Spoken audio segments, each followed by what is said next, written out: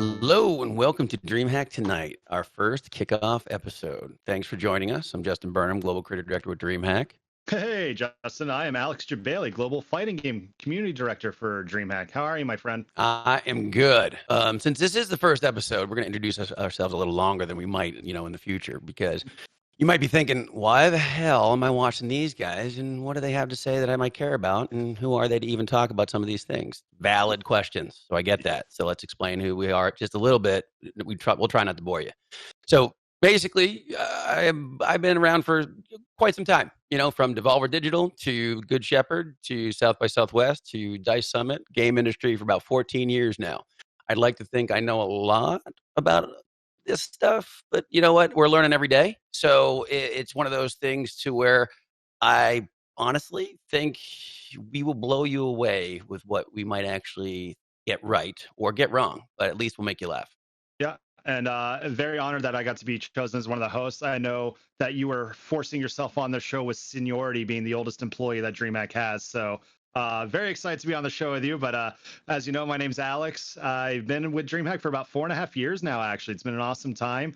And I got my start in the industry as just a big fan, being a gamer all my life. And then back in 2010, I started hosting annual conventions called CEO myself with the community for fighting games. And I'm always going to be that fighting game guy that loves everything about him. And over the years, just ended up getting lucky to get a job at Iron Galaxy. I was a community manager and PR relations for them for a couple years. And then I went into the esports route of just full-time putting on events. And then the phone call came on knocking at DreamHack to bring fighting games to DreamHack and combine that with the esports world, with the community world of fighting games. And still here happily. It's been a crazy year, but now we're coming to you with our experience. I can talk about anything in games. I still play them regularly, more than ever this year because we're all stuck at home.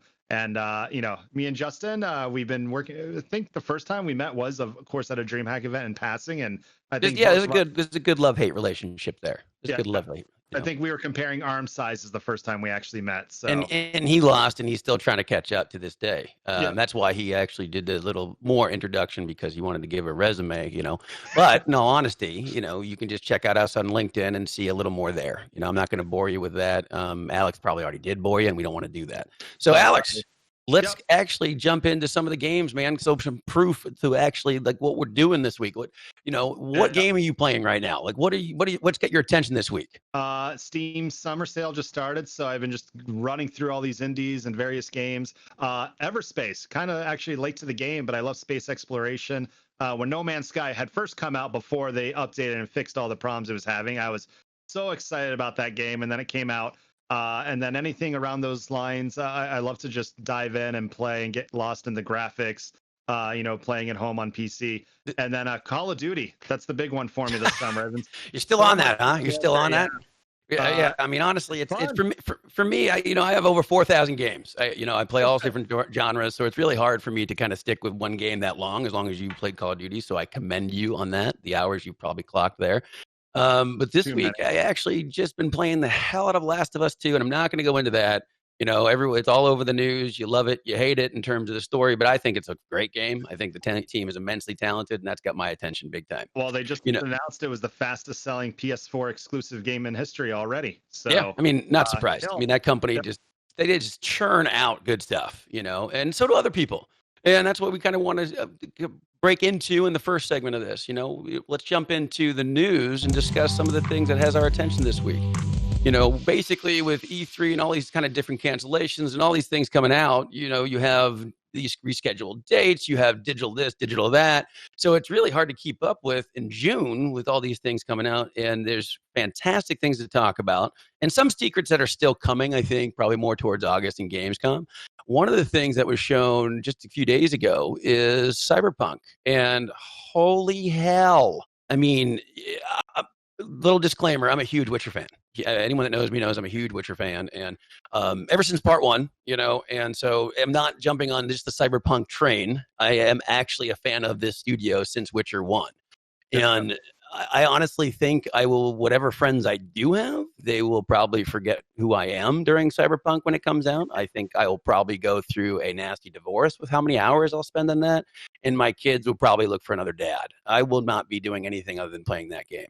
Yeah. Did you see the gameplay? Of course, I'm excited. I actually already have the Xbox One X limited edition with it that comes with a digital card saying activate this when the game comes out. So I'm very much looking forward to it. You know, I did not play Witcher 1 when it first came out. I did play 2, and then 3 is actually one of my favorite games. It's probably from top to bottom one of the best action RPG games in history. 100%. And then they came out with a Netflix series on it. And I remember when the Netflix series had just come out, everyone's like, what the hell is this show about? And why is it so slow? But it was literally trying to introduce this entire massive world to the masses. So that's why the first season, it had all the best aspects of it.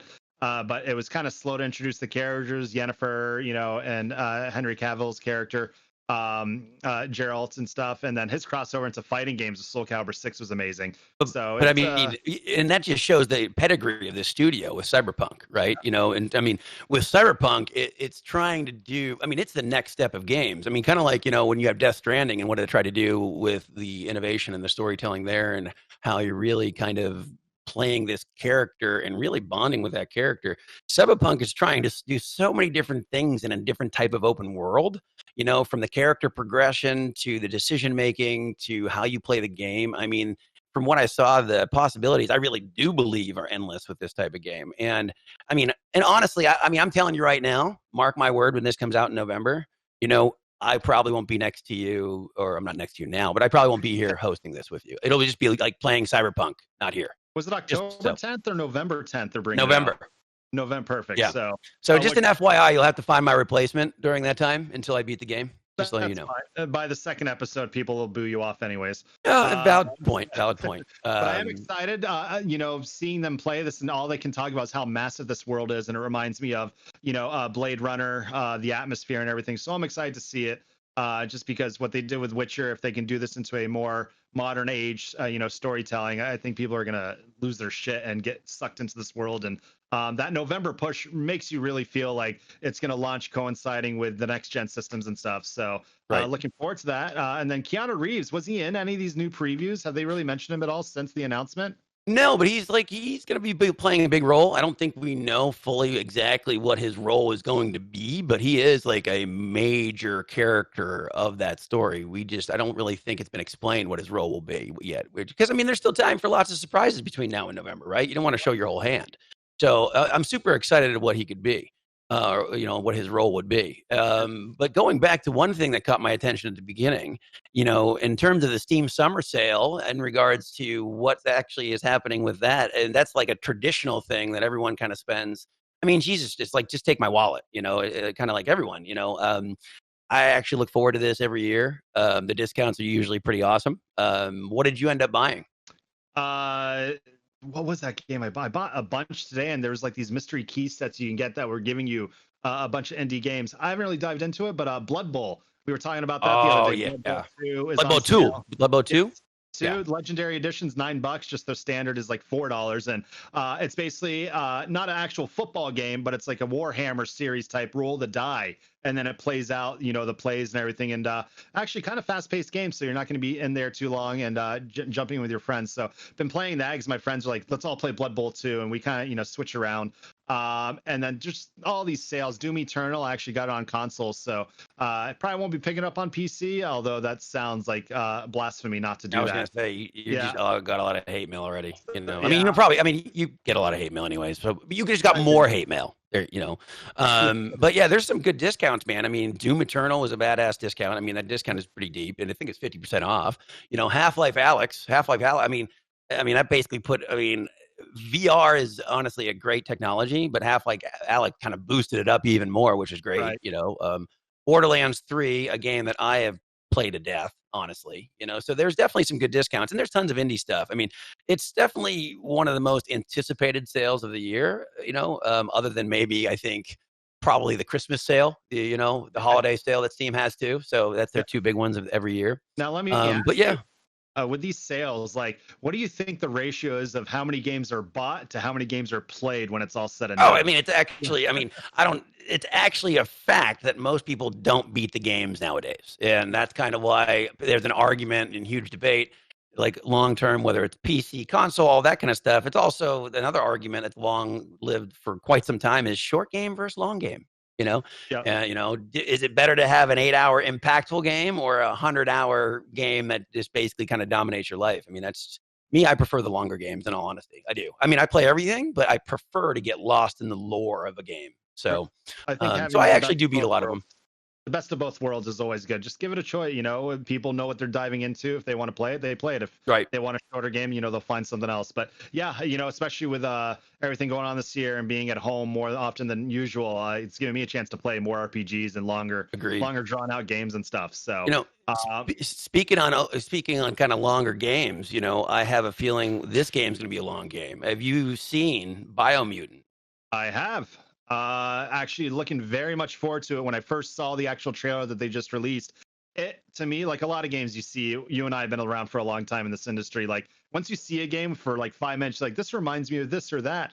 And this reminds me of a modern Shadow of the Colossus, which is one of my favorite games ever, where you're basically a character that is attacking. All there is in the world is just big monsters, the colossi. And you're basically finding them in these open worlds, and that's what this looks like. But the cool twist on this game is it also reminds me of Monster Hunter with your menus and setting up your gear and stuff, is that you can actually ride stuff. I was seeing people, the guy on a jet ski fighting this huge sea turtle, mate. Yeah. You know, Sea and turtle. Dude, was yeah, that wait, hold on. Was that your impression of a pirate? No. Yeah, Was no, that a no, pirate impression? no. But you know, they just announced a new Pirates movie. Jesus Christ. Hopefully Yeah. they're not casting your ass, and if they are, they No, should Marky actually Rambo. you should be paying them if you're in it. No, But I'm but excited but Biomutant, what's that? I'll save the jokes for the real. Biomutant looks good, man. It does. It does look super, super good. You know, I mean, it was cool because I think it was the most gameplay it's shown in quite some time. I mean, it was hyped when it was first shown, and it's a beautiful looking game. And it's been kind of teeter-tottering on that kind of, okay, is it coming out any day now? What's going on? It's taken forever. But with the 10 minutes, bound. Oh, well, yeah, at least it's not canceled, right? Oh, Yeah. That's a whole nother story. I'm sad about that game. But with the 10-minute gameplay they finally showed, you know, it's finally based on what the devs said, nearing release date, whatever that means. You know, so we'll see. But I'm super excited about it. Yep. So looking forward to that one. So again, anytime you have an open world where you can attack big monsters and they look as good as they do, and the artistic quality of these monsters look amazing. It's not just, you know, 4K it's like are very well artistically drawn. So looking forward to that game. Did you see, going back a little bit to the cyberpunk craze, did you see, and I know I say this because I know you're a big fan, did you see the anime they showed? I did saw the information about it. The information, right? They didn't. Yeah. They haven't shown anything. I mean, did you see the announcement though? Yes. Why are they announcing this 2022? Like, we're hoping we even make it to 2021 at this point. So you know, but you know that they're going all in, and I think, you know, this goes to show you that the Witcher series on Netflix must have done so well after being based off the game. They're getting ahead of themselves and going, all right, this game's coming out from the same quality company. We're gonna have something for you guys to enjoy even more down the road. So yeah, I'm excited about it. I am excited about it. I mean, I know you're a bigger anime fan than I. I mean, I watched some. I mean, yeah, a lot of it. You know, I watched it like 6 Degrees of Separation type of thing, you know, because my kids were big into Naruto, so I watched a lot of Naruto, really. So if it's like if my kids watched it, I watched it, but otherwise I never really watched it on my own. But what I have watched with my kids, I really enjoyed. So this one, though, I actually might make time to watch on my own because it's based on a series I actually am excited about, you know? So it'll be interesting. But I'm with you on the fact of, Jesus, man, that they just show it 2 years in advance. Yeah. You know, but, you know, it is what it is. I guess I'm excited. Yeah. Like I said, let's get past this year. Yeah. But yeah, Netflix, like I said, they just keep on killing it. So and then next up in news, this actually just got announced very shortly ago, and I'm very well connected to this situation.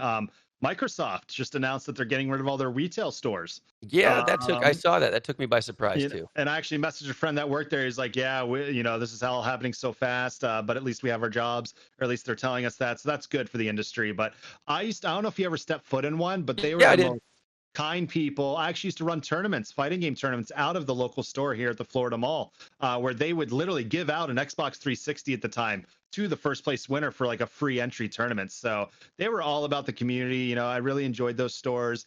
I remember I used to go in there when my friend was working there, and people would bring in their Mac computers, and they would still look at them. Microsoft would actually check out Mac computers. And I mean, I don't know if I'm more surprised by Microsoft making time to check out Mac, which is literally the direct competitor, or by the fact that they actually let you in the store. I mean, I'm kind of, it's kind of, either way, it's very shocking. Yeah, and one of my best memories of this, they actually, when Killer Instinct on Xbox One had just come out, they actually did a live tournament, and then they sent the winners. I actually got to go as the guest of the winner of our local store to Jacksonville for their final event with Major Nelson and stuff. So that was a cool situation. But yeah, it's a shame. Anytime you see a brick and mortar store go down, you're like, well, internet's taking over. So I'm curious to see what they do. They say they're still going to be there for the community. But you know what? To bring this to a close, with change, you hope for stronger things, right? You hope for innovation, right? So there's a reason to it. I mean, 2020 has showed that with a lot of things thrown at us, and I think it should be all looked at as opportunity. Like, what are they doing next? How are they capitalizing on that? All that kind of stuff. Yeah. But it is what it is. We'll see a lot of question marks this year. But one thing I'm actually super excited about are indies, and I really, this is one of. I mean, I love all our segments, but I have a closer near dear heart of indies because of my obviously background that I gave you kind of a summary at the beginning with. I mean, yes, not as long as Jebailey's biography that he started with at the beginning, but I was trying to be quick and to the point. But with Indie Heartbeat, we want to show you a game called Monster Train. And what Monster Train is it's actually doing quite well. It just came out about a month ago. Monster Train is a deck building roguelike that kind of mixes a little bit of everything, really. You got the deck building, you got the roguelike, you got tower defense mechanisms, and it's a fantastic game. And it's doing super, super well. And I love it. I spent a lot of hours on it. I know some of the DreamHack staff has too. And I think we have a trailer we can show you real quick. Let's cut to that. Roll it.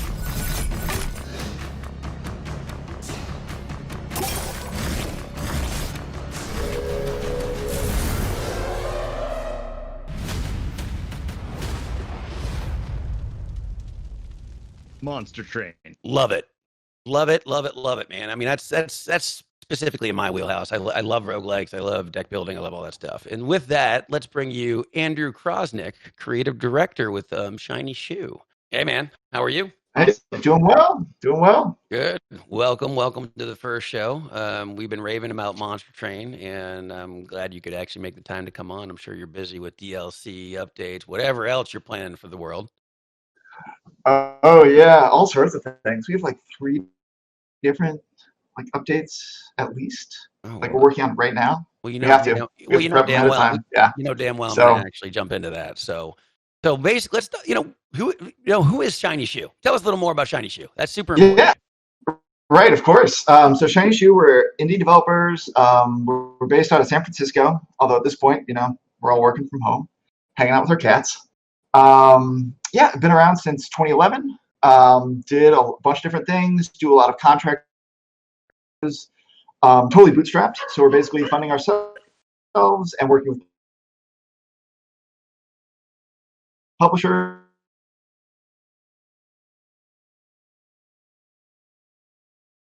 But we have no constantly just Good Shepherd, who's our publisher for it, really kind of got behind us, pushing us to the next level. And yeah, we've been super excited about it. The reception's been great. It's the kind of game we want to be building. We always want to be building. And it's really it's been huge for us. Well, awesome, man. I mean, honestly, it's just you guys just came, and that's why I want people to know you guys came out of the blue just with that. But I know you're a contract house and you've been attached to other projects and stuff like that. So when you created this game, I mean, I'm a card player, roguelike player, all this kind of stuff. So I definitely see, and you can totally correct me if I'm wrong, but I definitely see Slay the Spire influences, Magic the Gathering influences, and a lot of the genre bending that you guys have thrown in there in terms of like deck building, roguelike, and then tower defense, right? So where did that all come from, and how did you mesh that together? That is a fantastic question. So yes, so obviously Slay the Spire. I think the other big thing they did. So obviously, I mean, fantastic game. And their game, they've also referenced their inspiration, which is a game I played back in the day, which is called Dream Quest, which is like this kind of like mobile game, super, super clever. I think the guy who made that is like working on Hearthstone single player stuff now, which is super cool. But they really also proved the audience was there, which was fantastic. Like we're playing this game, we're like, hey, look at how many people like love this kind of game. The audience is out there. We played like, oh, this is how it really can work. So Magic the Gathering, I mean, like playing drafts is just so much fun, and this is the chance to draft all the time. And that also kind of brought some of our multiplayer modes in, which not everyone has investigated yet who's even played the game. I think 20% of our players have dived into multiplayer. If you haven't, if you're a fan of the game, if you haven't played it, check it out. We're doing some really unique things there that are actually more based on a bit like Magic draft style. Everyone still is presented the same cards, but you're presented them simultaneously with every other player, and it's all timed. So it's really even more competitive than probably anything else out there in the genre. Also, the tower defense aspect, is based on a game, a small indie-ish Final Fantasy game called My Life as a Dark Lord. It was one of our inspirations. Nice. I think 2 people in our Discord have played it. Yeah, so there's our hipster cred. You got one on me. Yeah. So I actually dived into this game this past week, as Justin was raving about, and I actually used to play a lot of TCGs, and I love tower defense, and so I love the design of it, right? The train itself. Where's he coming from? Where's he going? Like, are you already in hell in the story, the background, or is he taking you straight there? Right. And I'm the mechanics guy, so I will give you at the high level the lore. We have deep lore, we have lore tooltips. I don't want to get anything wrong. But yeah, so basically, so the train, we almost kind of had the train. We were like, we had a tower to start with. We were like, how do we get, we know we want this tower mechanic where they're climbing the tower. Makes a lot of sense, a lot of fun. But then we were like, how do we move a tower across a landscape? Like, we know we want you to be making choices. We want to feel a sense of progression. So we're like, is it a tower on the back of a turtle swimming through the... I like trains. Trains are fun. Everyone likes trains. It's kind of this heavy metal thing. And then you were originally, I think, going to go to London, and you were still, you were a bunch of demons. We knew we wanted some demons. It sounded like a fun, heavy metal idea. Demons on a train, just inherently fun. But they're like, no, it's like, you're the good guys. You're retaking your home. We really wanted to frame the whole thing. We didn't want you to feel like you were doing something bad. You were like, this is clearly something that you're supposed to be doing. And then we were like, they took it over. They froze over hell, and you're going to go straight down to the depths of hell, and you're going to reignite the flames, and you're going to be, heroes. Right. And then the artistic style, going back to that, like, I actually enjoyed it because it's one of the first TCGs where it's very animated. You're actually seeing the monsters and the guys fight each other. What made you kind of decide to take it from you just drop your card down, you let it do its move, and then you move on to the next, but instead you actually like built upon that to design and make these awesome designs within the characters and demons? Yeah, well, I mean, the fact they look so good is, again, I'll just shout out to our publisher. We originally like maybe and we had this prototype and nothing was really animated. We just like slid them across. Fine, but it was very indie. And we were very glad to take the polish to the next level. It's this idea from Magic the Gathering as well, like this board presence is the way that a lot of people refer to it, the way we refer to it internally. It's like the idea that you're putting stuff out there and interacting with a game state that creates this sort of like constant like puzzle and thing to figure out. And I think other games have done it, like Slay the Spire. You have a lot of these effects that apply to your character and other characters. But we wanted to make it a much more prominent part of the game. And I definitely think that is something that was really, really important to set us apart. And a foundational element was like, we really wanted this strong board presence that was really clear, easy to understand, that had these moving pieces that you'd continually interact with. So you could set things up for the next turn. Or if you took damage, you'd have to, recover from that. Pieces to play with. And so that's where a lot of like the different classes, the clans, and a lot of the variety came from. I think was us setting up that board state as a big core part of the game. One thing I noticed, is you guys take player feedback into account, which is cool. And these type of games, actually, sometimes you have to go almost early access to kind of get that player community, that kind of feedback, and kind of calculate it over time, right? How the hell did you do so well with without going early access? I mean, because people are of the frame of mind, I need to go to early access for community feedback, right? So you didn't. So what's your secret to success? Right. Yeah, so I mean, like, were super aggressive every stage of the project in terms of getting other people. So we had our own friends and family play it really early on. Through Good Shepherd as well, they have a group of playtesters that they brought into the fold. And like any early playtesting, any early game, like people they churn out, they burn out. So we were just constantly like asking people, like, please play our game. We know that feedback is going to make it good. And then we got to do some demos. We got to do some other early access testing, like months ahead of the. And this is before really any marketing kicks off, so not a lot of people knew about us. But some people like signed up for it, signed up through the website, and we were just like, please play our game, please tell us things. And we were just every week like inviting new people and like begging them to try it. So I think like my message there is like we're very aggressive about getting people to play our game. And I think for the next project, probably going to be a little easier. More people know about us. More people are going to have the hype. Right. And I look forward to doing the same thing, early access or not. It's like the game is to be played. You need people to play it to see what's working, see what isn't. Nice. And then moving on to actually, Justin, you know more about the multiplayer mode. Oh no, so multiplayer, right? You said about 20% of your players are only playing that. When it comes to a TCG or a roguelike game like this, you want to interact with other players, right? And that's why people dive into these sorts of games. Why do you think more people are playing the single player, and like your future plans? Do you plan to add to the single player more so than the multiplayer? Like, do you kind of base it on how many people are playing which modes? That's a really interesting question. So it's definitely both. Due to the fact that our single player mode, which is just it's the most casual, easy to access mode. We want everything to hit that mode. Like we know we want to add things. We know we want to add things that are going to go to that mode. That said, we think our kind of multiplayer modes are understood how the game gets played. I think you're really going to enjoy them when you try them. So we're going to do more things that sort of entice you into them. We're going to give more rewards that sort of connect to both modes for playing multiplayer, even just a little, as well as adding new content that expands those modes, but also expands single player. So I know our marketing guy is going to listen to this later, and I'm trying to between the hype and not giving things away that we're going to. We just recorded it and we're tweeting it out right now. Right. No, you guys are just going to get the inside scoop. You're going to get it right here. So then I'll switch the shift, man. So, I'll go a little personal on Andrew. What is your favorite deck builder? Not video games, I mean, are you a Magic the Gathering player? I mean, what do you play? Because as a creative director, you have to lead by example, right? There's influences in how you're creatively visioning that product. So what do you play? Of course.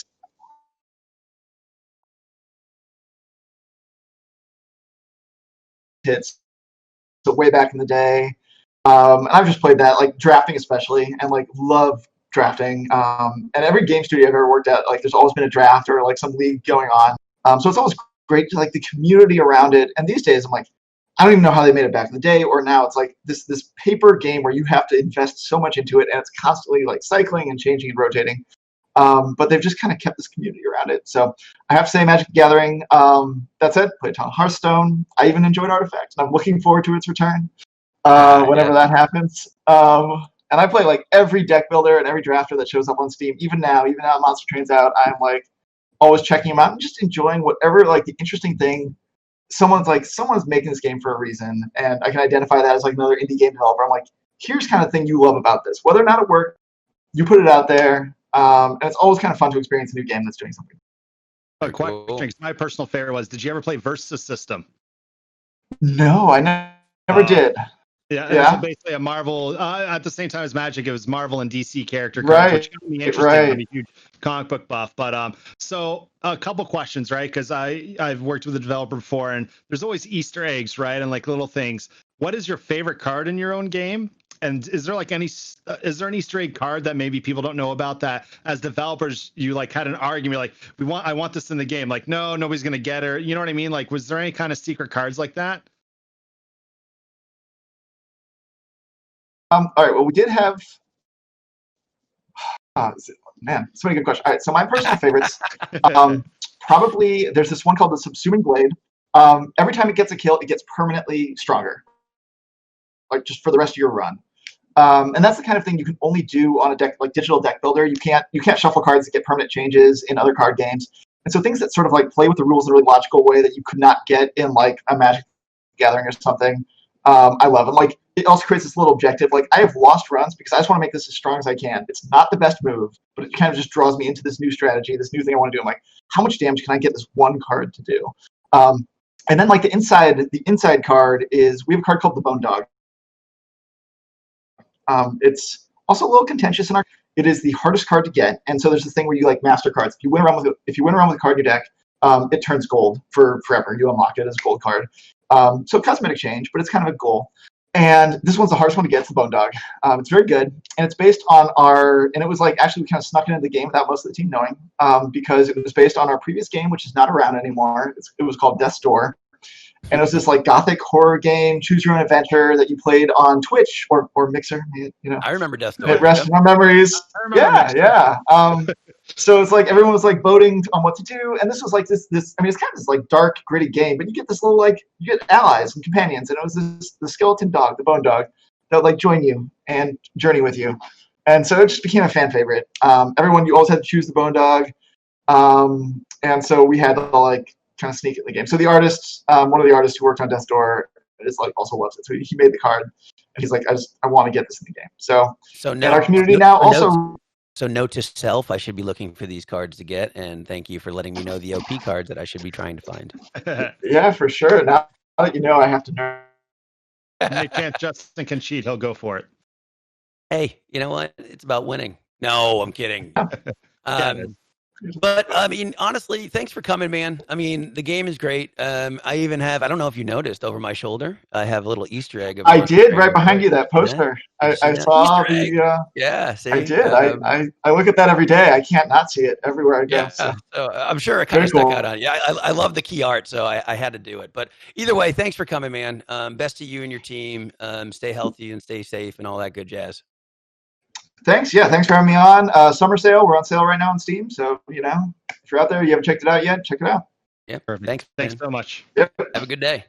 That was Andrew Krausnick, creator director with Shiny Shoe with Monster Train. And if you can, if you have Monster Train, great. Clock in your hours. It's a fantastic game. If you don't have it, you should be buying it. But if you've played so many hours where you need a break and you just love deck builders, please definitely, try out some other ones, such as, One Step from Eden, which fantastic game from Humble, and then Griffland's Clay Entertainment that just came out not too long ago. You never can get enough deck builders, so I suggest you adding those to your collection. Nice. Now, that wraps up our Indie Heartbeat, jumping to some real-time talk with Jebailey. So Jebailey is a big film nerd and, anime nerd and all this kind of stuff. I am too, some more than others. And I've dabbled with the film industry myself some years ago, so I'm a big film nerd. What are we watching? Some of us are stuck in our house, some of us just don't want to get out. So what were the highlights of June, man? Tell us some shows that you suggest that we can't miss. Yeah, so I just love watching stuff, right? And this is how much I love watching as much as I can. I watch a lot of movies at 1.5 speed on my PlayStation. Jeez. So I get to eliminate half the time with shows. But can your intelligence keep up with that? Yes, I can. I mean, they're mostly action movies, so yeah. That's awesome, man. I'm super proud of you. Actually, I'm telling you, it's a trick of the trade. So, but been watching, and this show, the first show you recommended to me, and a lot of people have been talking about, The Floor is Lava, right? and in a time where we need humor to kind of pick us up, this show, at first you're just like, what is this, right? It's basically they're sending in these teams of 3 into a game room, so to speak, or it's like a kitchen where the lava is actual water, but it's red. And every time the reason I'm enjoying the show so much, you'll see the team of 3, like, these guys are really athletic. They're probably not going to make it. And then they don't. And then you see like a mom and her daughter and son that are twins, and they just like destroy the room. Like, oh my God. So it's very because they're going slow.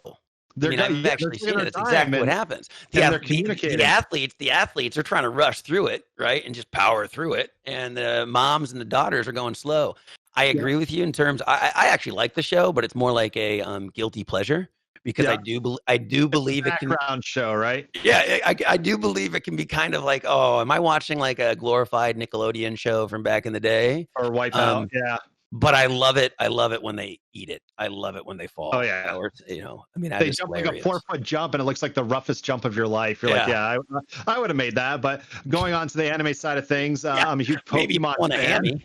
Yeah, I know. Could you imagine us on that show? Like one jump, like, oh, I need a medic. Hey! Don't put us. Okay, I'm fine. Sorry. You know. Yeah, I want to see who could jump higher. Anyways, so and then on the other spectrum of things, Pokemon has had a really big month with a bunch of announcements, and then just silently, there's so much content coming to these channels as if they're cable TV, but you really got to pay attention to the websites, like what's new on Netflix. And Pokemon Journeys just came out. Huge Pokemon fan all my life. It's such an easy story to follow. It's a guy and his monsters that you find through the world and build relationships with, but it's a lot of origin stories to Pikachu, like the most famous Pokemon of all time. And obviously it's for youth 7 and below, but I have a niece and nephew that I like watching stuff why with. you watch it? Yeah, I just love Pokemon. Who doesn't love Pokemon, man? Pokemon. No, I totally get it. It's just funny. It was just funny how you just threw that in there. You 7 and below, But I mean, honestly, man, I actually have heard good things. My kids told me it was super good. I just haven't had the time, but I did watch some June stuff and some stuff that just really blew me away. Like, I don't know if you saw The Five Bloods. That had a little of everything. I couldn't believe. Spike Lee is a pretty respected director, and I like quite a few of his things. But everyone has hit or misses. But this just came out, and that came out of nowhere that I know of, at least. And I watched it because I heard good things, and it had a little comedy drama, and then all of a sudden it gets a little action heavy towards the end, and I'm like, this is really good, And I actually enjoyed it. It was a 2.5-hour film, and I don't feel like it dragged. But again, that was my own opinion. You should definitely check that out. I don't know if you have yet. I haven't. I love Chadwick Boseman. He was also Black Panther in the Marvel Cinematic Universe. I saw it. So if there's a little bit of comedy and more entertaining action, then I definitely want to check it out. You want a fun fact? Here's a fun fact. Right? Yes, Justin, what is it? So here's a little fun fact. The ex-CEO of THQ, before it turned into THQ Nordic, is Danny Bilson, who wrote Rocketeer and some other films. And then he took over as CEO of THQ. And then whatever happened to THQ, as we all know, before, Danny Bilson is the writer on The Five Bloods. He went back into film. And cool. So there's a little 6 degrees of separation with the game industry. THQ ex-CEO is the writer of one of the writers of The Five Bloods. Actually, very cool. I found that out like a week or two ago. That's actually pretty cool. But another thing I've been watching, I don't know if you ever watched this. I love Bill Burr.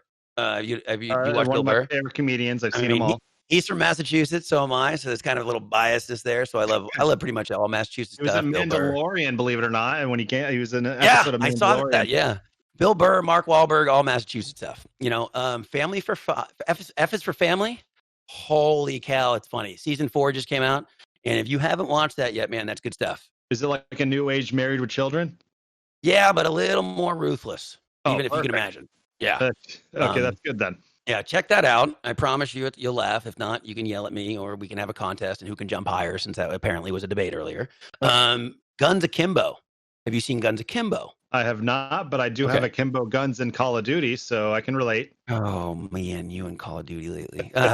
So check out Guns Akimbo. I'm not going to go into it too much, but I tell you, I don't know what gamer wouldn't like it. So basically, it's Harry Potter, Daniel Radcliffe, and his guns are nailed to his hands.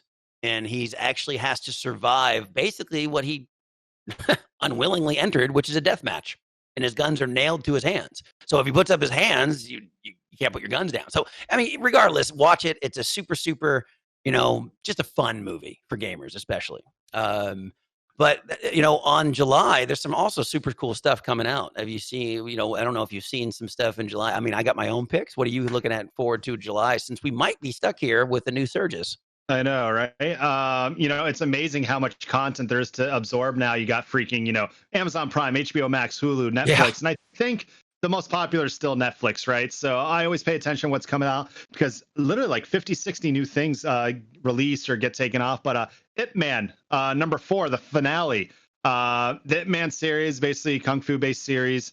Where he's, just showing his culture and his way of fighting, comparing to other martial arts. And I think it was part 3 where he had a fight with Mike Tyson, which is pretty impressive. Are you serious? Yeah, he fought Mike Tyson. Looked good, man. It was very fast paced. I've heard good things about the series, but I'll be honest, I haven't watched them yet.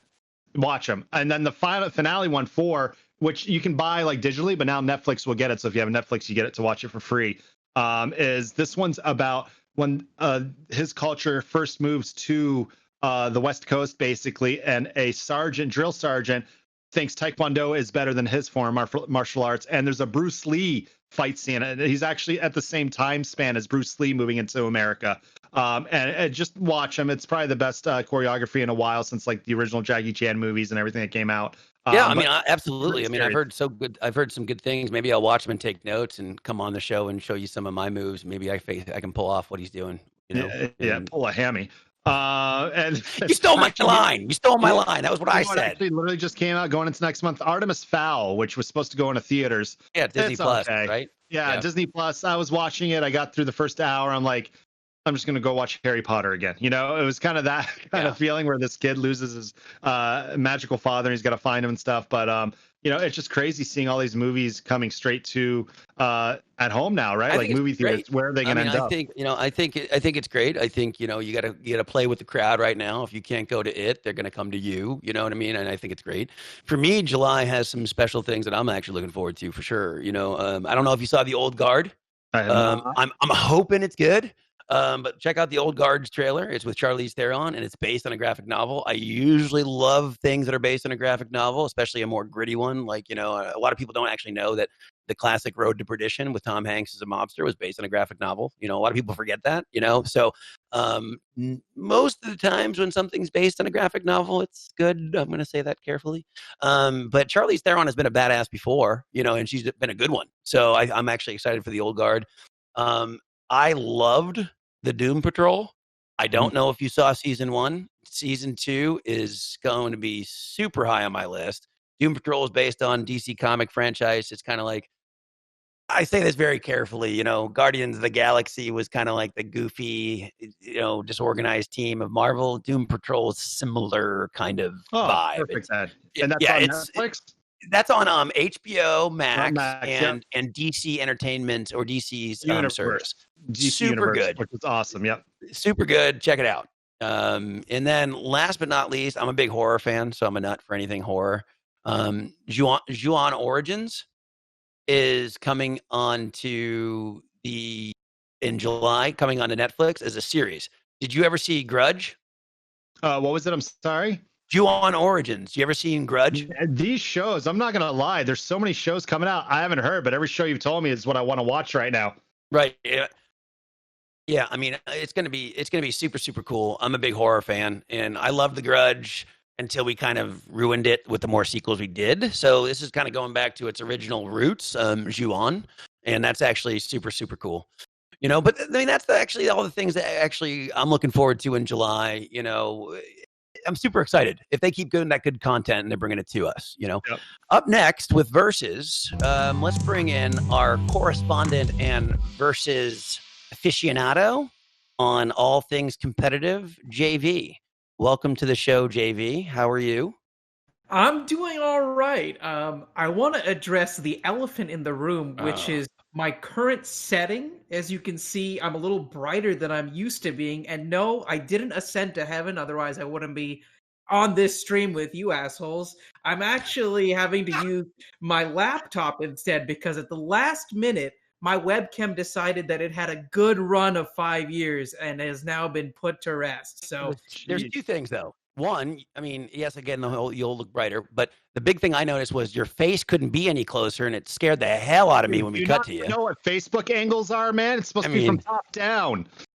I don't have time for Facebook angles, okay? I think that especially given the topic that we're about to talk about right now, maybe the Majora's Mask moon angle is the optimal angle for the doom and gloom that we're about to lay upon this pod. And the second thing I have to bring up is, you know, I can't let someone come in and call us assholes without coming back at them and go, dude, you begged us to be on here. So we're like, okay, you want to hang out with us assholes. So that is true. You know, so really, who's at fault in that one? You know, but we can, you know, but thanks for coming either way, man. You know, I appreciate you taking the time, and you know, you're very big in the competitive scene, and what the Versus is all about is, you know, yes, we'll dive into esports, we'll dive into all that good stuff, but it's about competition in general, and you sure as hell, I'm sure, have a say on everything that's been going on in regards to the platforms. You know, you have YouTube, you have Twitch, you have Facebook. Facebook now positioned themselves with Mixer. You know, let's talk. Let's fight. Round one. You know, what do you think? You know, it's similar to a conversation I've had in the past, and people for a long time would come at me saying, "Hey, Twitch or Mixer, Twitch or Mixer," and I'd always answer YouTube as the de facto answer. I think that the reality is that when we look at the rise and fall of Mixer, it's hard for me to even use the word rise, given the fact that they never really got above 3% market share in the streaming universe. Yeah. I agree. That's despite the fact that they paid massive amounts of money to gain some of the largest content creators in the streaming space. I mean, they were able to poach folks like Ninja, Shroud, Ewok, etc. Like, there were huge names that were associated with this platform. And yet, despite that, they didn't get traction because at the end of the day, no matter how big these massive content creators are, you need to have really a lot of empowerment, I think, for the folks that are at the bottom first and foremost. I mean, they got big checks. I mean, Jebailey, did you get a check? Oh no, they didn't sign you, did they? No, I didn't want to jump. I thought I'm a Twitchy global emote man. I'm never leaving those guys. Oh, true. Okay. I thought there was a check going your way at one point in time. No, but to talk about YouTube gaming, at one point they were starting to get into the gaming event space. Like, hey, we would love to support your events. And like, well, what can you do that Twitch doesn't already do? And then they never emailed me again. So I'm with Twitch still. Oh. They were like, wait a minute, let's put the brakes on that shit. You know? Yeah, pretty much. You only have 30,000 subscribers on your YouTube. Yeah, it's not going to cut it here. But no, I agree with you, man. I mean, honestly, I'm not a streamer as much as you guys are. I mean, I play games. I'm very much into it, industry ties, all that kind of stuff. But I never really took the time myself to be on any streams and various things like that. So you guys are more the experts in this area. But just like, for example, if I were to pick one I watch a lot, so I would support, since this is a versus match, I would probably be more the YouTube guy. And not really for streaming per se, because I don't mean their streaming platform. I've worked with a lot of YouTube content creators. I have watched a lot of YouTube content just in general. It's kind of huge in my house with my kids. So I'm going to play favorites towards, a lot of the things that they're doing. Although I don't think their streaming stuff can keep up right now with Twitch, in all honesty. I mean, Twitch is just too far ahead. Well, I think there's a couple of factors there for sure. One thing that people have criticized Twitch for, and rightfully so, is while they have pretty solid discoverability when it comes to live streams, their implementation of VODs overall is, at best, less than passable. At very best. VOD capability on Twitch is far outclassed overall by YouTube's capabilities whenever it comes to VODs and the searching discoverability of said VOD. Which is okay for Twitch because, again, they're really putting all their resources and trying to designate themselves as a live streaming platform first and foremost. I think the big war at hand really comes down to whether or not Twitch can develop a stronger VOD search infrastructure before YouTube can really have more of a streaming culture embedded into their community themselves. Because that's really the big disconnect right now is true, YouTube has a live streaming capability. It's leagues ahead of where Twitch is when it comes to VODs and probably will be like that for the length of time. But the big challenge right now is they just don't have a strong community when it comes to consuming and interacting with live content. What about you personally? I mean, Jebailey, what about you personally? Or either one of you, like, what are you guys used to? Like, I mean, you get used to something, right? And like for me, like I said, I'm used to YouTube. What are you guys used to? What are and what's your comfort zone? Newsground, Napster. No, the one thing that I'm very disappointed with YouTube is how did they give up Cobra Kai season 3 to Netflix? They're the real losers in that one, which is a spinoff series on Karate Kid. But I actually really agree with Justin. Like YouTube, their VODs, and just it's about learning, right? I go to Twitch to have fun, watch people game. I go to YouTube to actually learn stuff, kind of like the Matrix, and just dive in and information. And while Twitch has really improved their mobile app with watching VODs and making clips and stuff, it's still not the same as YouTube, where Twitch has Twitch clips, and they're 15, 20 seconds of entertainment. YouTube, you're getting a lot more information out of, 10-minute videos, 15-minute videos, and then just music. YouTube has more music to listen to directly, and YouTube Music and all these different spinoffs, because I think Twitch will always just want to be straight up streaming service for people to watch. But they can take a few things from YouTube with their VOD system and their archiving of everything for more dedicated information, because most streamers, when they're doing something, it's like an hour long and it's not cut or edited to, for easier casual content. YouTube will always have that ahead of them, and just YouTube's too darn big. I mean, what was Vimeo? Like, you see all these other little ones where you only see them once in a while. So I'm sorry, what did you say? Vimeo? How do you say it? Vimeo? Oh, dude. Hang on. Hold on. No. We can't frown on Jebailey too much, because the fact that you don't know how to pronounce it is part of the problem, isn't it? So many friggin' things in that. My mind is gone. So first off, Napster. I actually forget the thing ever exists until you say it. I don't know how you make fun of me for being older than you when you need a cool lesson of some kind, Mr. Buster Rhymes. I mean, and then two, you come at us with Vimeo? What the hell is Vimeo? Vimeo. What did you say? I mean, I don't even know what you said. Do you even know what it is? It's Vimeo, man. Vimeo. Vimeo. Yeah, right. Okay. Take out the D, put it in an M. Vimeo. Got it. Oh my. All right. That hurt my brain. Yeah. But no, I agree. What about you, JV, man? I mean, honestly, you have a personal preference. I mean, all platforms, are valuable, right?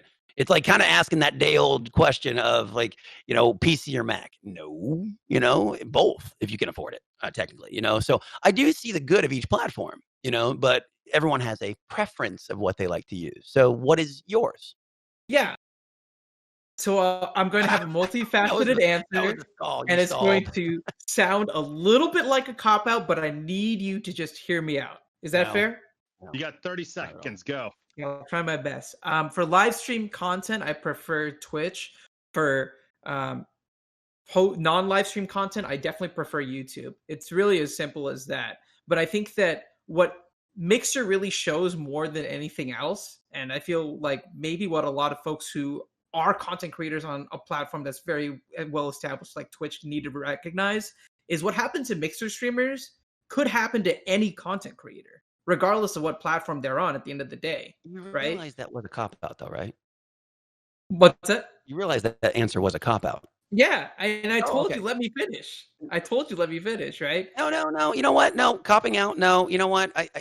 Copping out answers lacks any kind of direction, I like confident people. You're done. We're good.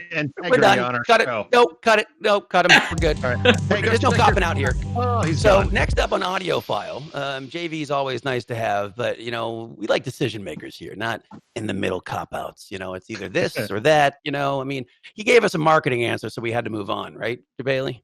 Yep. I mean, that's his job, right? So even to us, between employees, it's always a PR response, man. Like, we ask just a simple question. Yeah. So. Right. It's just, answer me. I tell my kids all the time, no, it's not a maybe. It's not I don't know. It's not I don't think so. You do or you don't. This is what you like. But hey, neither here nor there. Next up with Audio.file, we're going into one of the bands that we've actually hosted at DreamHack before, and I listen to them too. I think they're great, DJ to listen to in the gym, especially. Pixel Terror. They're really, really energetic. The beats are fantastic. They actually really resonate with the gamer too, with their artwork, to the name. I mean, there's just so much to actually like about them, and they're really just kind of getting started. I mean, they've been around for a little bit, but they are just constantly on that climb. And I think we actually have a clip that we kind of go show you a catchy beat of their new song Dilemma that just came out not too long ago. And I'll never get it out.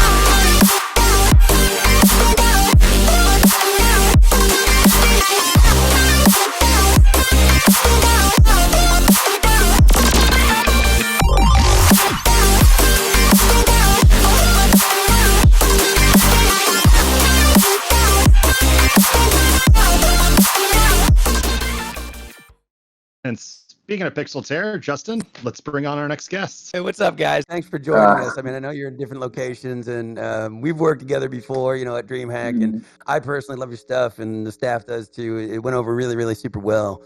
I wanted you on the show, and just sort of Jebailey, because the new track is amazing. So, I mean, let's start out from the beginning, though. Who the hell is Pixel Terror? I mean, how'd you guys get together? You know, how'd you find each other? Oh, how'd you come up with the name? Whatever, you know, what's the story? Well, I guess I'll start it off. We actually met. I used, back in the day, I was DJing and promoting shows, and I found Ahrya. Like, I was just trying to find dope producers on SoundCloud that were in LA, and so I found him, and we brought him out for a show, and then we ended up just getting in the studio after that, and the first song that we made together ended up on Mad Decent, and we were just using our own aliases, and then, you know, we made a few more songs. Things seemed to go really well. Like, everyone really liked what we were putting out, and the synergy was there, and we just kind of like came up with this idea. We both like really liked sort of like video game anthem type sounding tracks. Yeah, and I mean, our first song is a Pokemon inspired track, anyways. But I'm not the one that you just made Jebailey's day. Oh yeah, good. Yeah, our song Evolution is based off of. I'm not entirely sure what the theme is, but I know that it's in Super Evolution. Yeah, it's within one of the Pokemon themed Super Smash Brothers courses. We just recreated the whole thing, made it dubstep. But I didn't come up with the name. Bentley actually came up with the name, Pixel Terror. Yeah, it came to me in a dream. Came to him in a dream. And we tried, at least it brought together, you know, I mean, because like interest beyond music, like with video games, stuff like that, that's super cool, you know what I mean? It's like the more you have in common, the stronger the relationship will be over time, especially. So, you know, Monster Cat, I don't know if you know, Monster Cat's buddies with us, you know, so, you know. Seems about right. Yeah, we've known Monster Cat for some time. You know, I talk to a gentleman from Monster Cat quite often, actually, almost on every other day basis, it seems like. So how did you find Monster Cat? Did Monster Cat find you? How did that start? Well, Monster Cat, we both known of Monster Cat for a good amount of time. We know that some of our favorite artists, like Pegborn Nerds, even Marshmello, put out one of his biggest hits on Monster Cat.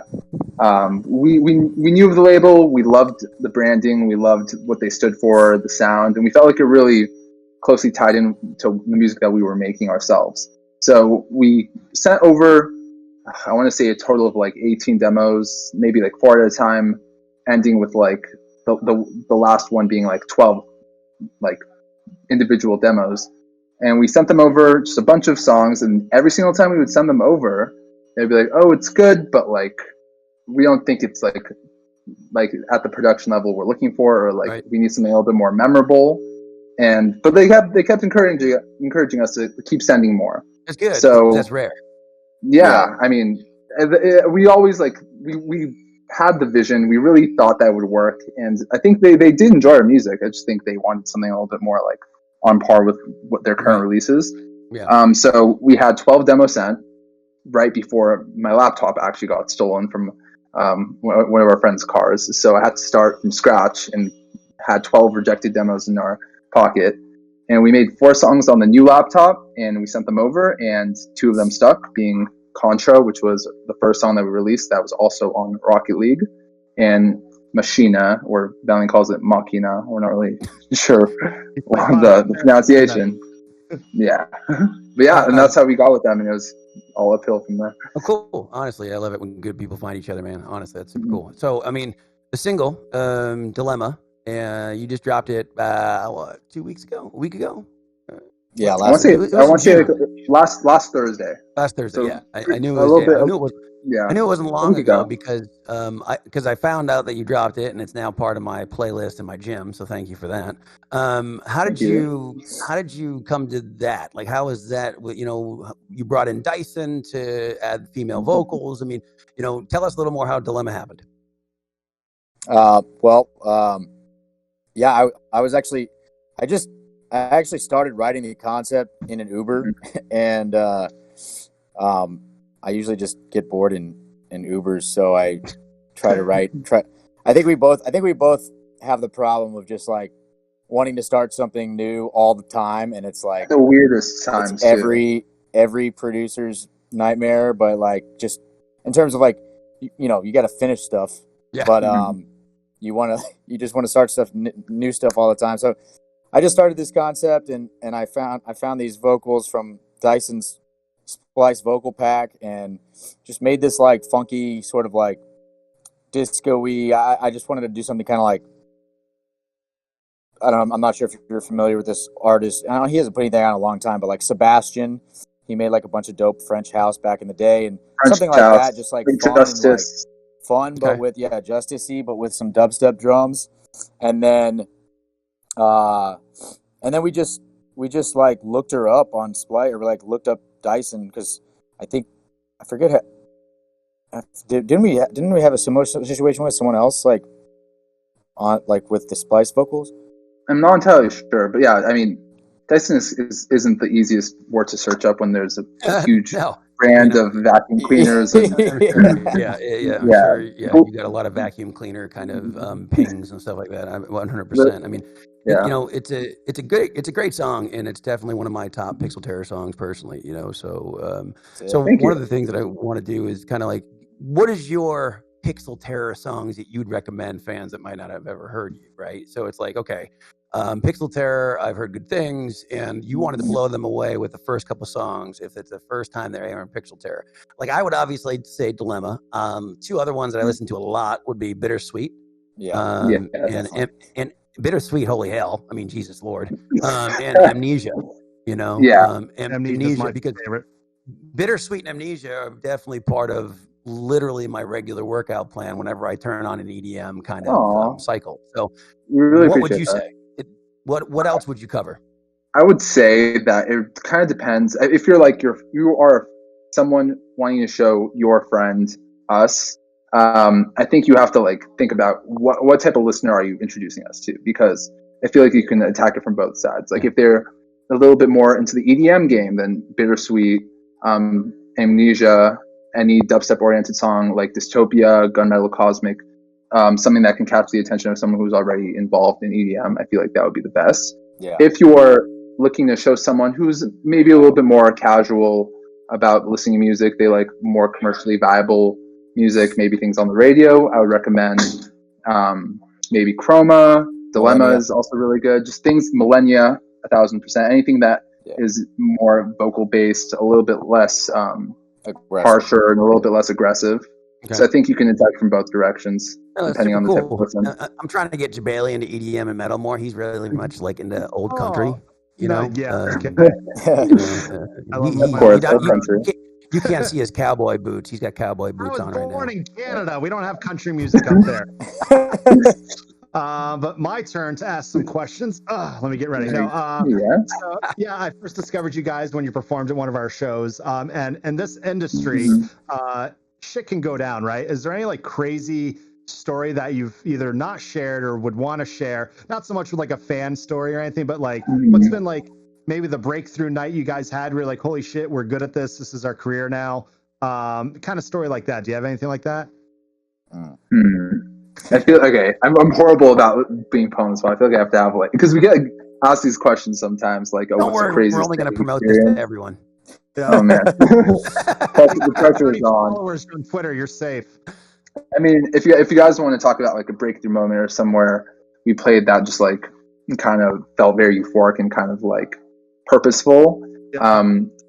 Well, for in that case, when we played the show in Denver, we were originally supposed to open up for Illenium at Red Rocks. Yeah. But unfortunately, I guess the day before was the most sunniest day that Denver, Colorado has seen. Apparently, the day we went, there was a snowstorm and they had to cancel it. So we couldn't play Red Rocks that night. But I think, I'm not entirely sure what the venue's called. I think it's either Temple. Temple. Okay, yeah, Temple. This big venue that does primarily EDM events. Said, okay, let's do a last minute concert with you and Blank. He was also opening up for Illenium as well. And let's have anyone who had tickets purchased for the original concert allowed to use that as a way to enter this concert. Kind of like use your canceled tickets for this event. And it was a last minute thing. They put it together. The promoters asked us if we were interested, and we did. And when we got there, it was packed. Completely packed, the whole venue, and there's like 2 floors to it, so it's as if like the whole concert was planned. It It had to be like 500 people or more. Yeah, we use footage maybe from even that like concert. 1,000. So it's very interesting venue, but the fact that we were able to like acquire like just alter the situation into, we were pretty sad. Red Rock's a legendary venue. Getting canceled is not the best thing, but we understood the circumstances. If it was any additional consolation, before we found out that it was canceled, we were like snowmobiling in the snow, like in the wilderness. So that was, or no, we were ATVing in the snow. So like we were ATVing in the snow. We were at least having a damn good time when we found out like the bad news. I was afraid to go ATVing because it was so snowy. I mean, look on the bright side. At least it wasn't one of the thousands of shows canceled in 2020, right? Yeah. Yeah. Well, yeah. I mean, that was kind of the, no pun intended, but everything really snowballed from there. And Jesus! And I mean, we jumped on. I felt like Alex. That took me like 5 minutes to get. I mean, literally. We played like with no dad jokes. Yeah. We played a big show with Keizo in Vegas. After really that, and then just we had a lot of big shows like towards the end of last year, and it was leading into a lot of big things this year, which obviously most of which have been postponed. But yeah, I definitely feel like that was. Oh, and we ended up Millennium ended up bringing us on to San Francisco at Bill Graham Auditorium. Bill Graham in SF, which was like 20,000 people, I think, and so we closed out the year strong with that, and since then, like, yeah, I think that was really a big turning point for us in terms of like trajectory, and yeah, we're still supposed to play Tomorrowland next year. They actually sent us like a the like head of Tomorrowland or whatever sent us like some really nice Belgium chocolates and like a letter saying, "Hey, sorry guys, delicious. Sorry guys, we're gonna do this next year, whatever." So yeah, and it's crazy. You would think with the time that musical, producers and stuff have now at home, they would be churning out like new albums every day with just all this free time on their hands. Some of the songs like Contra, right? Obviously based on Contra. Mm-hmm. Have you played every single Contra? And I'm curious, if you have, did you actually beat Hardcorps, the Genesis version? I used to play Contra as a kid. But when I was younger, so I didn't really understand what was going on. I just knew that I was going in one direction, shooting. Yeah. Right. Bad guys. I mean, did you make that song? Because Bentley actually looks like he's one of the characters in Contra right now. He has the headband and everything. I've slowly adapted the Metal Slug persona. Oh, nice. Metal Slug is fun.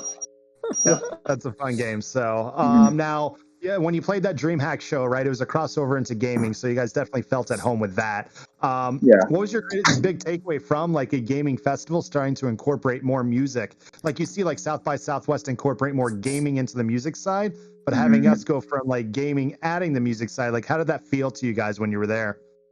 So for DreamHack, very crazy convention, first of all. Like it was really fun to see like crowds of people watching like a few individuals playing like individual games. Just like it was just kind of like a sports event for video games, which was really cool. Like the energy was there. But in regards to combining music and video gaming, and you guys taking a little bit more of the music side and putting it in, I think that music has been a big part of video games for a while. I mean, you can like attribute to some of your favorite songs having like the most kick-ass video game soundtracks, like whether that be Mega Man or any like similar like 8-bit Kingdom Hearts. Kingdom Hearts, like a lot, like even like come on, Mario Odyssey has like the most kick-ass theme song. So I think it's definitely a big part of its identity. Of course, we try to implement that in our own music, but I think the whole visual audio combination kind of just goes hand in hand in video games. So I think music is just a natural next step. Well, we're just getting started, man. Just wait till we come back. Wait till all the events come back. Hey, we're ready. We're ready. Oh, trust me, we'll be in touch. You definitely fit the vibe. Not just because you're gamers, just the energy, right? But in closing, what do we expect to see from you all? I mean, you just dropped a dilemma to about, like I said, a week ago, 10 days ago. what's next for Pixel Terror? I mean, obviously you can't exactly say like most of us can. Oh, well, we got a tour coming up in August, September. You know, obviously. I mean, I wish you could say that, because that means DreamHack events will be back on right now too. But what is next for Pixel Terror right now for you guys? We actually have been sitting on like pretty much 10 really heavy bass tunes, and we just are kind of like in a position where we want to make sure that they get the proper response, because it's like, it's not the best time to put out like bangers, just because people aren't playing as many shows. I mean, yes, there is a lot of live streams, and there's actually technically more viewership with some of these live streams than you could technically have at a stage. Yeah. But and I think more artists are starting to get back into it. Some like there's definitely a bit of a hiatus. But we with this whole experience, we've really kind of like started saying, hey, we want to have like, we want to put out bangers, of course, but we want to put out stuff that like, could go on like any playlist or on the radio, and like really sort of hit the market of just casual listeners as well. So we're developing a lot of that stuff. And side note, we also have a collab with Keizo, so we're waiting to see what's. I'm a side note for me. I'm a big Keizo fan too. Yeah, I would not say no to bringing you all on the show at the same time. That'd be fun. That'd be amazing. But I mean, I'm glad, man. I really am. I'm looking forward to it. If you guys ever need some love from DreamHack, just reach out to myself and Jebailey, and we'll be glad to pop you. No big deal at all. Love that. I look forward to seeing more of what you guys have, and hopefully soon enough we'll be working together again. Absolutely. Thanks for coming, guys. I do appreciate your time. Thank you so much for having us. Absolutely. Have a good day, man. Stay safe. Y'all take care. So that was Pixel Terror. Great guys, good music. You listen to them, add them to your playlist, especially during a gym session. Up next, we got The More You Know.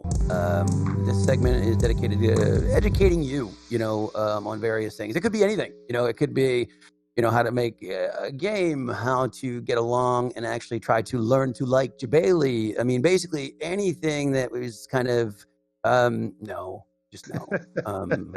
I haven't eaten, and that doesn't help. What's with you never eating, man? You need to eat more. Come on. No, I mean, trust me. I know.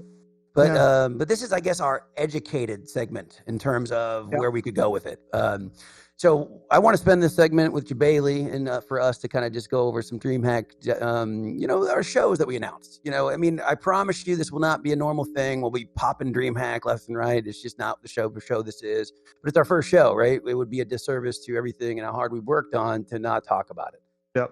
So I promise I won't harp on it too long, though. But Jebailey and I and other staff, we just got together to create all these different shows for a reason, for a long-term plan, to kind of say, okay, DreamHack is an event, but let's make it a brand. That's year-round. Let's make it all these things that we can probably tie into the festivals and tell a narrative and tell story and communicate with you, the fans, and build our relationship with you guys and get you guys to know us and who we are and what we do, and whether you like us, whether you don't, I guess we'll find out. I mean, you probably won't like Jebailey. I'm just doing this because he needed a partner and no one stepped up. But he's growing on me like a mole. But we have DreamHack Download, which is a podcast and it covers some stuff in the gaming industry that's a little more debatable. We'll bring debates and we'll bring guests on that. We have Community Clash, where we can actually do. It's not just esports related at all. It's actually John Smith could sign up. And it could be anything from competitive games to biggest fish in Animal Crossing caught, or survive this game the longest. It's a competitive nature, but not necessarily just esports. We have a game show we're kicking off, which is kind of like Jeopardy and, kind of Family Feud type of stuff, just fun stuff. We have this show, which is designed to kind of be your news source for all things gamers we think like, besides games, of course. And then educate you on some areas like health and stuff like that. And then we also have DreamHack Plays, which is kind of like us showing you that we are gamers and we do play these games and we are goofballs when we do it and stuff like that. I mean, like I said earlier, myself, I have 4,000 games and I might not have the time to beat them all, but I do play a lot of them. And I know every genre and understand every genre personally, so that's a lot of the staff, in all honesty. Jebailey, you have anything to add?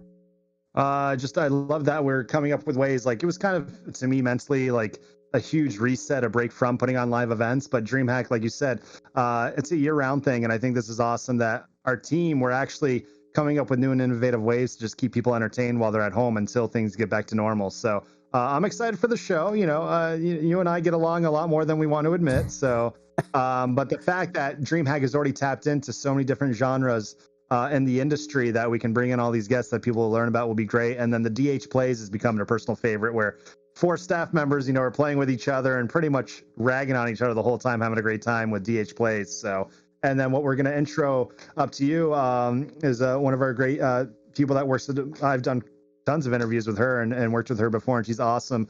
That brings in another awesome vibe of cosplay and showing out all the other niche things that we do within DreamHack. So I'm excited to bring her on. Yeah, I mean, let's introduce with that DreamHack Download, which is the podcast approach that I was talking to you about earlier. She's a main player on that and kind of a personality behind it. She's also worked with DreamHack, all things cosplay. You might know her from cosplay, but you're going to get to know her from DreamHack Download even more as we build that. Because like Alex said, this is year round. This is long term. You're stuck with us, Yeah. So get used to it. I mean, I'm sorry, you might have to see Jebailey on a regular basis, but I actually do like him. But we're, thanks, buddy. I love hate that. And then maybe next time you'll film not in your son's bedroom. Yeah. All right. Without any further ado, let's bring on Reinessa with DreamHack Download. Hey, Reinessa, how are you? Hey guys, thanks for having me on. Yeah, that's like I'm a giant. These guys are tiny in real life. That's why they had to do this remote so that I wouldn't tower over them. That's okay. Did you see Jebailey? Did you see JV's close up before? I mean, that was like we just cut right to his face, and it was like, holy hell! I mean, so no, we're good. We're good. You're totally. Everything looks good. The camera's straight. You're fine. You're a breath of fresh air. Thank you for coming on. Well, I'm happy to be here. I work with you guys pretty regularly, so I feel like, this is just my duty to be here, keep you in line, demonstrate that some people at DreamHack are reasonable. Sometimes, maybe. I love the obligation. But let's tell us a little bit about you. For example, we'll dive into DreamHack Download, but it's like, why were you selected for DreamHack Download? What, with all the cosplay knowledge you have, your experience, I personally thought you were a valuable tool to be part of the main personalities behind DreamHack Download. I've enjoyed working with you. You to be blunt, you get shit done, and I'm a big fan of that, So, but from the fan perspective, like, who is Reinessa? What have you been doing? Goodness. Okay. So, the cool thing is, so Justin's talking about how I got to DreamHack with a lot of cosplay things. But what actually ended up happening is the first several DreamHacks that I was involved with, I was doing content, and I would host cosplay, or I would do cosplay interviews, but I would also be involved with the esports and the indies and the activities and all these other things, like with a DreamHack camera crew to put stuff up on YouTube. And then I moved into cosplay, which, we're really getting more and more involved with at our shows. And so I think one of the reasons that the DreamHack Download podcast was a really good fit was that my role at DreamHack has kind of been everything festival related, really bouncing around between cosplay and panels and doing content and interacting with the people. And I really enjoy getting to share that perspective with everybody who's coming in and listening to the podcast, because it's just kind of like I've gotten the opportunity to interface with the music artists and the cosplayers and the esports players and, the people there playing indie games or testing out things in the expo booths and the expo booth vendors and everything. So I feel like everyone else on the show has their, strong levels of expertise. And then I'm kind of the wild card that's been everywhere. So I can sort of, help link everything together. Well, I mean, honestly, you're 25% of DreamHack Download. You're a perfect fit. I mean, DreamHack Download, as I touched on earlier, is, where we joke, and even though it's with love, myself and Jebailey, I mean, you guys obviously joke too, but you throw in a lot more serious topics than we might. We're talking about new albums, new releases, new indie games, but we really want the podcast to be kind of like our opinions of this or opinions of that without, and have an intelligent conversation. Yes, with some humor in there, obviously. So tell us more about the show and what, in your I guess, your sidekicks and your colleagues and everyone else on the show? Well, it's our tagline for it is everything gaming in one podcast. And we really mean that because none of us got involved at DreamHack if we weren't absolutely, thoroughly, completely invested into the world of gaming and culture and wanting to be around other gamers and wanting to share our passion. And so the idea is that we tackle everything that's going on in the world of gaming, even if it's a hard topic. There's so many wonderful, fun, happy topics, and we get to joke around and make fun of each other because we spend a lot of time together and that's what happens. But we also get to talk about real things that are questions that everybody faces. And because DreamHack is, I think they're a little different from a lot of other gaming outlets because we really do everything. And that means that we have a lot of experience and insight to share based on, Blaine being involved on the sales side of things, Kyle working on the creative team and a lot of different ops side of things, Justin on the marketing side. We really have this very comprehensive picture of what it's like to be involved in games from so many different viewpoints that I think we can provide this really nice perspective on fun, light, but also serious and also very real topics that happen across the gaming space, whether that's esports or issues that streamers face or interfacing between music and movies and gaming and those crossovers. And so it's really fun because we get to show kind of often you don't see personalities behind what brings an event together. People love DreamHack, but they don't know that this gaming festival happens because the people involved love games just as much as them. And so it's sort of a chance to share that with people and create this forum where you get to see that passion, you get to know these people, and you get a new perspective you don't always hear. Right. And then also, too, we'll have guests be coming on, in future episodes to kind of, share those opinions with you, on the topics that you guys are discussing. They're bringing their opinions of the topics, and it'll be super interesting to hear their perspective too, so it's not always DreamHack biasness. You have these kind of guests coming on there and be like, it could be 4 versus 1 in the debate of whatever topic you might pick. That would be interesting. Maybe you can have Jebailey on soon too. You had me on just recently when we launched it to talk about the shows. So when are you going to bring my uglier half on? I don't know, Alex. Do you have any burning bones you have to pick? We'll do a show about egotistical creative directors, and we'll bring you on to discuss your experiences with that in the space. He honestly said, I love working with Justin at events because we stay the hell out of each other's way. Justin, you good? Yeah. Alex, you good? Yeah. It's like a slap 5 as we walk by. There's a mutual respect there, And I love when we have meetings with Warner Brothers. We had a meeting once, and we're just coming from opposite sides of the convention center. And we just meet. I'm like, hey guys, I'm this guy. Hey, I'm that guy, and then just sit down. All right, nice to see you. Then we just go back our own ways again into the convention. But I couldn't tell if Warner Brothers loved that meeting or wanted to get the hell away. But it was it was a good meeting. Well, you guys are bonded both over your faces being everywhere. Justin's face is all over our event in random stickers and giant signs, and Alex's face is all over Twitch chat. And in my bathroom. What? We don't need to know that. We don't even know what happens in your bathroom. Yeah. But Reinessa, thanks for coming. Mutual respect all around here. I joke with Alex and, all that kind of stuff. But one thing I like to say is I'm from Massachusetts. If anyone met anyone from Boston or Massachusetts, one of the things that we do is we make fun of the people we love. So, Jebailey, that is a nice compliment I just gave you. It will never happen again. It's going to happen again. Don't worry. That's recorded. Yeah. But thanks, Reinessa. The show is great. And that's not biased. That really is my opinion. I enjoy your feedback. Thanks for coming. I appreciate it. Thank you. Thanks for having me. Thank you. So now on to some health tips. We're going to ending the show. Jebailey and I are big health nuts, maybe more towards the weightlifting side than the cardio. We had to throw some cardio in there. Jebailey told me the other day he runs 3 miles a day. I was totally impressed. But thanks to the dog. That's my new training partner. Yeah.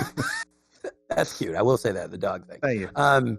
But we want to end each show, too, with a little health bit. It's super important, virus aside, to stay healthy. It really is. I've been a weightlifter for years. Jebailey has too. And, it really is part of our daily program. And again, virus aside or not, it's something that you should absolutely throw in your daily life. So as we build these segments and these episodes, we'll be ending with tips. Just simple, quick tips. Not us preaching to you, anything like that. And today are in video form. Yeah, right. In today's video form. Now, that's not always going to happen. It might be something where we're doing tricep dips on our desk. Who knows what the hell it's going to be? Once we're actually not in lockdown, who knows? Maybe you'll come from a run with us. But here's a video that I'd like to share with you all to help Alex get some tips. These tips are for everyone because it's always good to be healthy, but I got to help out my buddy Jebailey. He needs a little help more than most. Anyone that's met him probably realizes this. So I'm just trying to be nice. Wait, did you add? It's always good to hit two muscles simultaneously, if you can, or back to back. So we're gonna go fast back to back. I'm gonna go biceps and forearms. Man, my arms are amazing. That's what it is. Oh, look. Damn, biceps, man, those are plastic weights.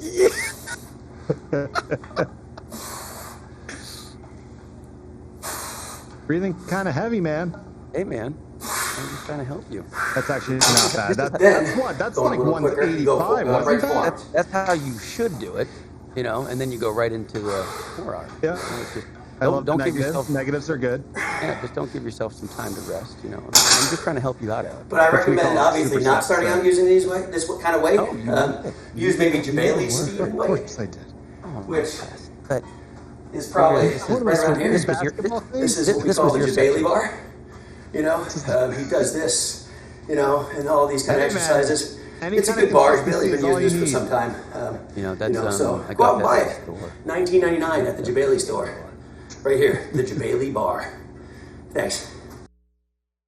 What a douche! All right, let me show you how to. Let me show you how it's done. All right. What is this? This is good. This is good. Let's see what this is. Justin, I haven't seen this yet, have you? No, I haven't. Because you can just lay there and push with your massive arms. Padded weights. I've got you where it matters. Not actual 45. 15 pounds. That's my warm-up. Those are probably not 45s. Those are 25s. I mean, I think it's padded weights. I don't know if that's actually 45. Look at that consistency. Look at that. Yeah. Everyone says I have a rounded back, but I just have a fat back. Oh, yeah. It's interesting that those are padded weights, so it could be 25. And then also, hey, dude, chicken legs, man. What's up with that? I had an Achilles tendon surgery, man. Come on. Here's when you try to do deadlifts. You need a break. You need a minute. Yeah, I'll let you go. Here's your deadlift. Look at that form. If I need a minute, it's only because I'm laughing at your ass. I might have saw this set. Hold on. Let me get it to Justin's level. All right, there we go. All right, that should be good. I thought I was actually going to take off the padded ones and put on real ones. I got this. Hold on. Let's see if Justin gets this one. No, he gives up. Yeah, that's Justin for you. When is the last time you did a deadlift? Me? I do deadlifts all the time. Actually, today. Nice. So we're good. They're very bad for you. Be careful. I also did leg presses, too, around 1,100 pounds. So you can join me later. Well, hopefully, that inspires you guys to lift heavy because that's what we like to do. And that's how we keep our minds fresh as well, mind and body, when we go to events. We actually been working out together the days of events. How crazy is that at like 6, 7 in the morning? Was that your final just thought? No, it wasn't. This is my final just thought. Listen, my friends, I know everything sucks right now, but things are going to get better. It's got to get worse before it gets better. So I guarantee you when we're back and we're doing live events again, we're going to have the best time of our lives. And I just hope that in this time you're at home, take a little break for yourself, enjoy more games, eat healthy, don't work out like Justin, work out like me, and everything's going to be okay. Thank you. I have nothing to say to that. I totally agree with all that except for my workout line. So thanks for coming. Thanks for watching. We hope to grow this with you and, love you guys, miss you guys. We'll see you at events soon. Quick shout out to everyone that's watching, how much we appreciate you. Quick shout out to the sponsors, Blue Microphone. Thank you very, very much. And then also, too, if you have any questions, you give feedback on the show, you want to talk about the show, all that kind of stuff, do not forget to tweet us. Call us out. DreamHack Tonight. Hey, I have this, I have that. Play this game, go this game. I don't like Alex, replace him. I mean, whatever it may be. So, But either way, thank you. Yeah, and then thank you to Blue Microphone. As you can see, this is actually probably the sweetest setup I've ever had for a podcast or show. So thank you for this beautiful arm that it flows. I love it. So thank you, Blue. Okay, we're good. Have a good day. See y'all in the next show. Take care. You gonna have a good shit?